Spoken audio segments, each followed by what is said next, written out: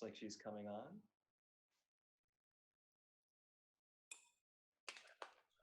We might have lost Eunice for a moment, so bear with us while we resolve that and get her back. Eunice, who I've had the pleasure of working with in Singapore, is one of the financial services directors here. And so when she gets back online, we'll welcome her to the conversation. Karhor, would you mind? Oh, there she is. Eunice, hi. Hello, hi, Matt. Good to see you again. Yes, likewise. Eunice, how long have you been with Prudential? This year marks my 20th year with Prudential. 20th year. Yes. Oh, wow. What have you been doing differently to stay motivated and inspired? Right. Since most of us are stay home right now, and in fact, most of us are actually getting more busy as we were in the office.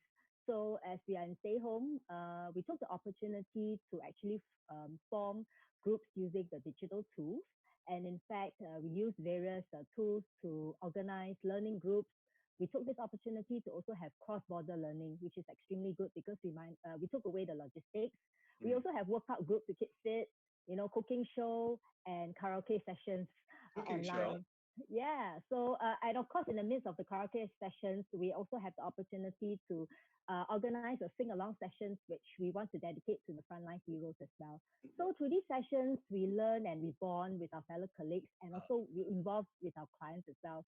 And like what Kaho mentioned just now, we actually managed to deepen and strengthen the relationship with our clients.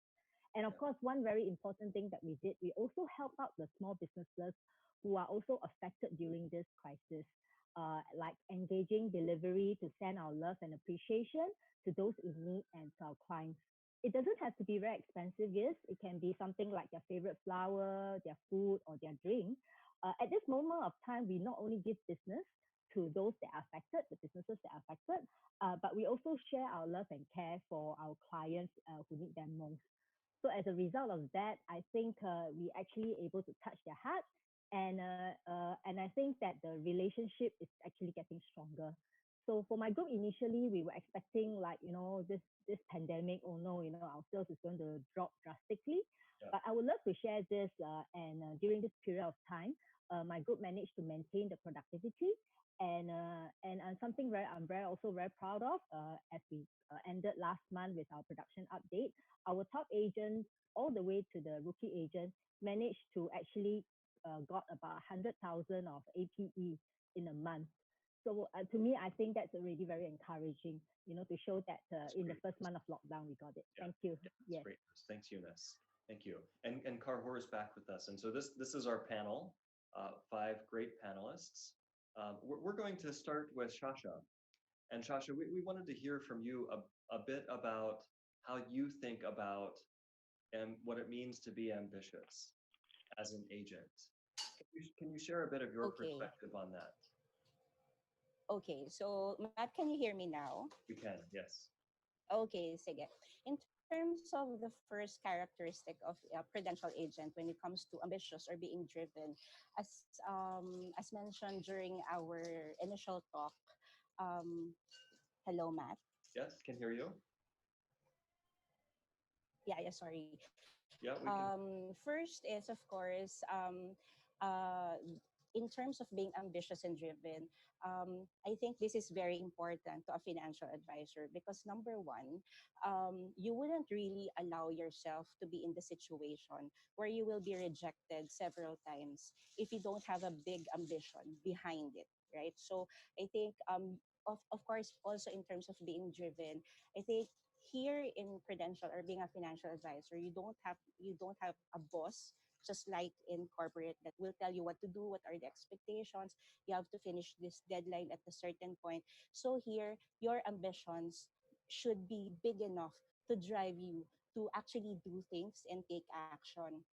And the last one, to my co-financial advisors, so this is a good time to really think about and maximize this lockdown or this pandemic in a sense of maximizing our work. Because this opportunity, this financial advisory career will actually allow you to be ambitious and driven because since we don't have a cap in terms of salary, you can really put uh, a price on your dream and actually achieve all of your dreams. So if Yeah. you're just really driven. And that seems to be the essence of ambition, doesn't it? That ambition is in service of something, in service of Mhm. a dream that you set for yourself, or in Yes. service of a purpose that you take on for yourself. And your purpose might be to achieve that dream, but also to take care of your customers in the very heartfelt ways that I hear many of you talk about time and time again. Yeah. I Yeah, wonder if yeah, we, yeah. yeah, I wonder if we can hear from Calm. You, you, I think you're the longest serving agency leader with us. What do you think it means to have ambition, especially when you don't have a boss, like Shasha is saying? You're still on mute. You have to unmute yourself.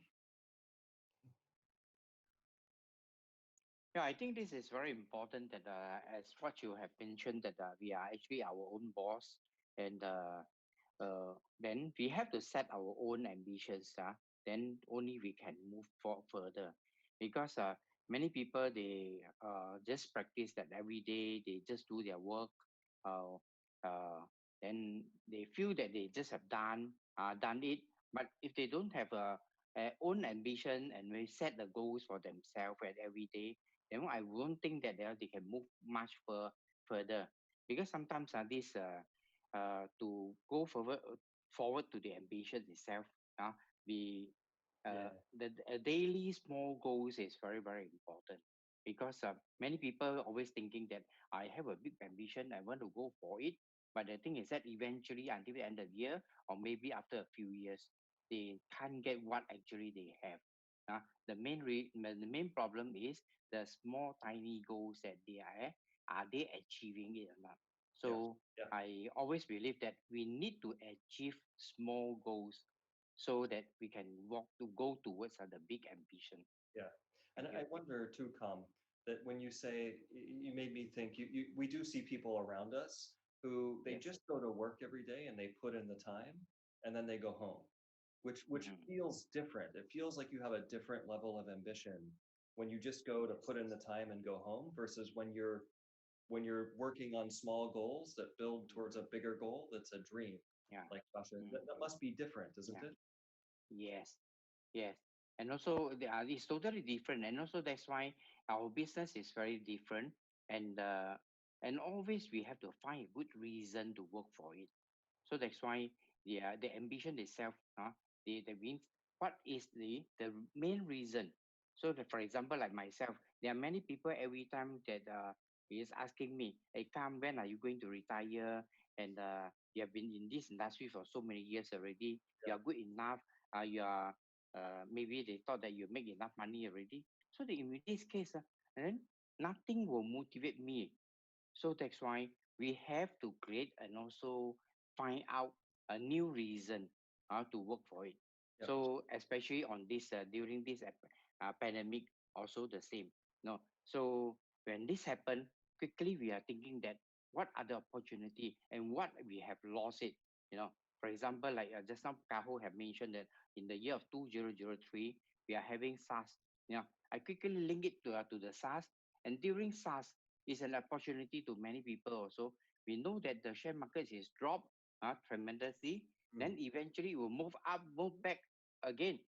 But I ask myself, why I didn't have the opportunity to go and to be rich or to be better, you Yeah. know. So that means that this is the God created the new opportunity for me and also my team and each and everyone who are with me. So that's why quickly we think about it, then we put a full stop. I always tell my people, my associate is we put a full stop behind a question mark instead of comma, because if you keep on comma and question it, then we can't answer at all. So Yes. that means the full stop is what is our new ambition? What are we going to do? And we just go for it. Go do it. Yeah. Yeah. Yes. That's great to hear. Karhor, let me bring you into the conversation. I noted last time you described yourself as having worked your way up from the ground. And of course, we've said you became the CEO in Malaysia and then later at Sictic Prudential in China. What does ambition mean to you? Okay. It's very true. I would like to echo what Shasha Kam mentioned just now. It is so important to have this ambition, whether you are agent or even your staff. There's a saying, a soldier is not a good soldier if this soldier never even think of becoming general. So when I first joined Prudential in 1990, that was 30 years back. But honestly, as a little soldier, I already having an ambition of becoming CEO one day. Seriously, that was my goal. And that keep me excited every day. And whenever along the way, sure, you will be encountered with some setback and all that.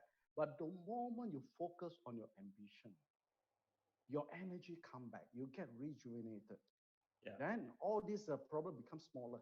That's why it's so important to be ambitious. Yeah, keeps you moving. Cassandra, I think you had something to say on this. Yes, I think I will add on some little, only short sentences for ambition. For me, ambition in positive meaning is to keep my life alive and exciting all the time. Yeah, that's great. So that's your purpose. That's part of your ambition, and all the work that you do then is in service of that. Yeah, that's great to hear. Does anyone else, Eunice, do you want to have the last word on ambition before we move on? I think going back to ambition is ambition is really going back to why we started in the first place. So as long as we hold on to our beliefs and our purpose, and I guess that's what keeps us going. Now you've just teed that up for me. Can I ask you, why did you start in the first place? Me, I wanted to provide a better life for my family. So that's the reason why it keeps me going. And I also want to take care of my clients and my team, my agents. And have you seen that change over the years, or has that remained mostly the same? The purpose still remains the same, the value still remains the same, but I guess it's the method that it's doing has to change along the time. What is it about the change in methods? Is it because you grow and you grow in yourself and your capabilities, or is it also Yes, the changing times, or some yes, combination? Yes, it's a combination. Yes. Yeah. Yeah.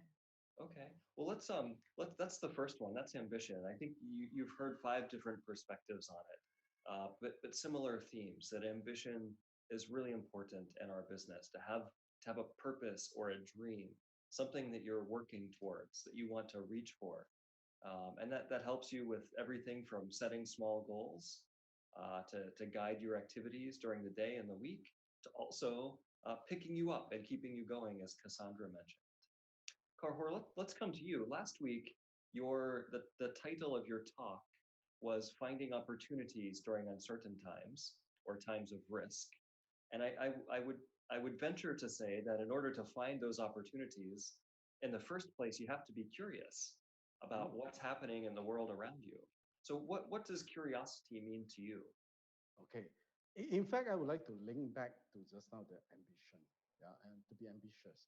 I would reckon, if I think deeper into it, this ambitious and also curiosity is like a twin brother. Yeah. You need to have this curiosity, that for you to break through your boundary, to go beyond. Yeah.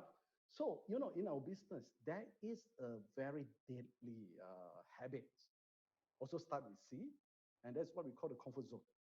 We are so easily get into our comfort zone because, like what Sasha mentioned just now, we don't have a boss and all that. So it's so easy. We get into comfort zone. Yeah. How to make ourselves every day, to alive, energetic, and all that. Yeah. You need to have the curiosity. Yeah. Curiosity to understand more, to reach out more, and to see what you have never done before. Okay. So with that, it brings you to the next C. That's creation. Yeah. So in order to break through your boundary, the comfort zone, and gear towards creation, the key ingredient is that you need to have the curiosity within you. Just like little kids, why kids learn so much better than adults? Because they are full of curiosity.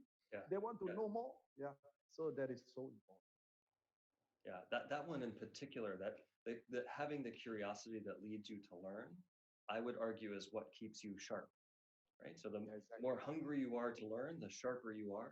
And then the sharper you are, the better position you are to advise your customers and grow your business. Correct. And this curiosity allows you, whenever you're in front of your customer, This curiosity allowed you to have a genuine interest to understand your client better. Yes. Yeah. Otherwise, you'll be doing the routine, day in and day out presentation. Yeah. What